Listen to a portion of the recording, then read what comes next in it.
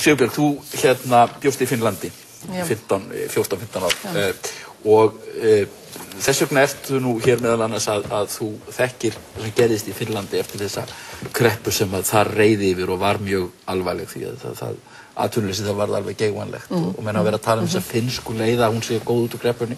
Hvað segir það?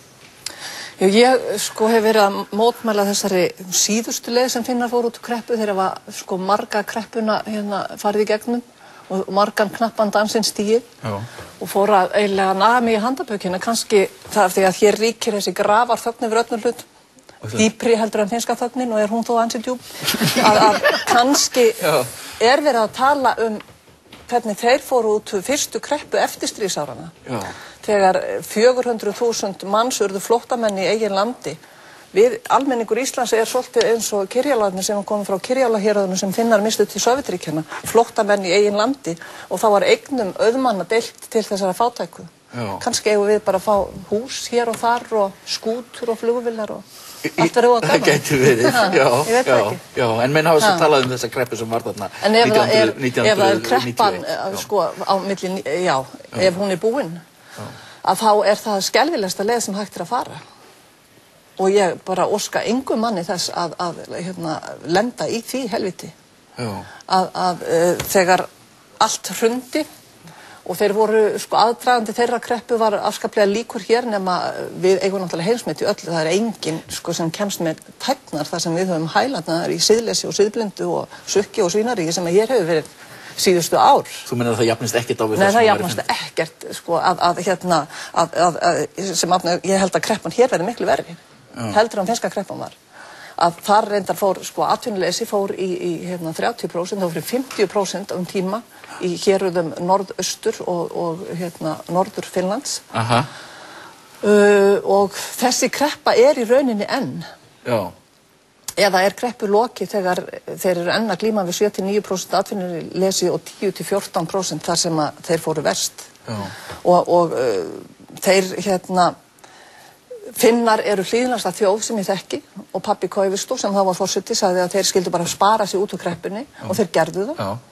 Og vextir voru alveg gigantísk háir þannig að þó svo að fólk væri í vinnu, fullri vinnu, þá náðu endar ekki saman og biðraðarnir fyrir utan kirkjur og allar hjálparstofnanir voru gigantísk langar.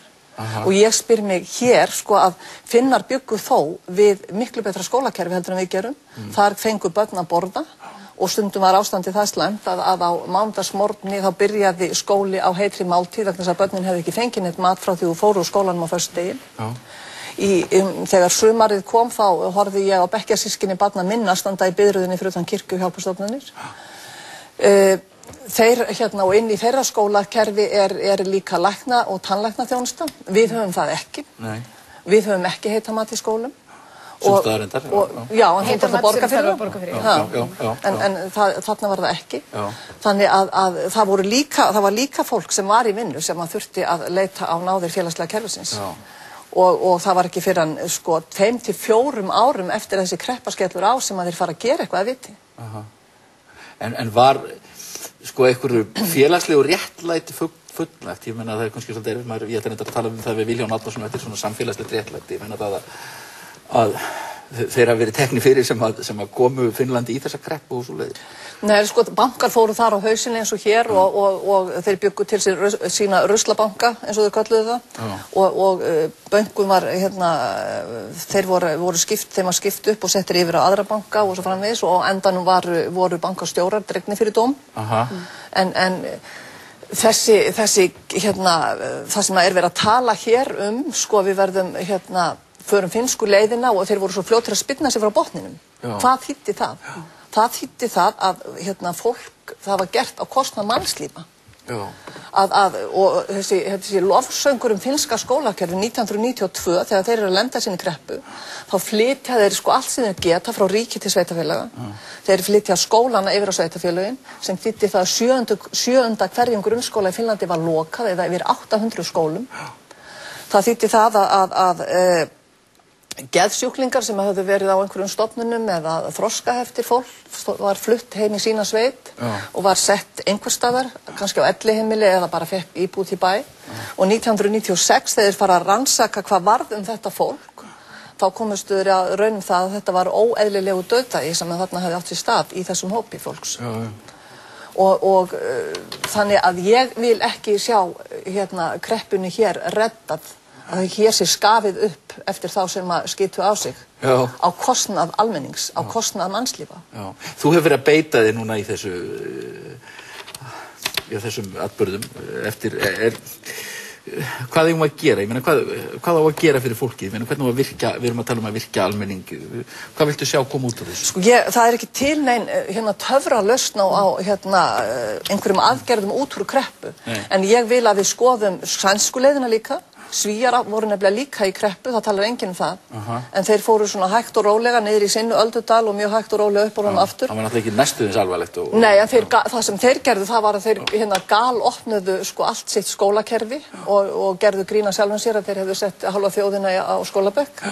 Og Færeyingar fóru á hausinn árið og ég vil að það sé skoðað og við bara reynum að finna okkar eigin leið út úr kreppu. Þú getur ekki klónað neinar aðferðir. En treystirðu yfirvöldum hérna? Nei, það ger ég ekki. Það ger ég ekki. Ekki fyrir húsótt. Ekki fyrir húsótt? Nei. Og ég held að það sem við þurfum að gera, það er akkurat, ég held að það verði grasrótin í þessu landi, fólk með hugmyndir í þessu landi sem kemur fólki út úr kreppunni. En það sem er nauðsynlegt að gera nú og ég held að sveitafélögin verða að gera að það er að fara að smíða sín neyðarskilin að Akureyringar eru búnir að því, ég veit ekki um neina aðra sem eru búnir að því. Þeir hafa líka lent í kreppu áður og það fyrir stuttu. Já, að menn þurfa að fara að hugsa um það. Já, hver ætlar að gefa börnunum að borða, hver ætlar að bregðast við, hver veitir hjálp.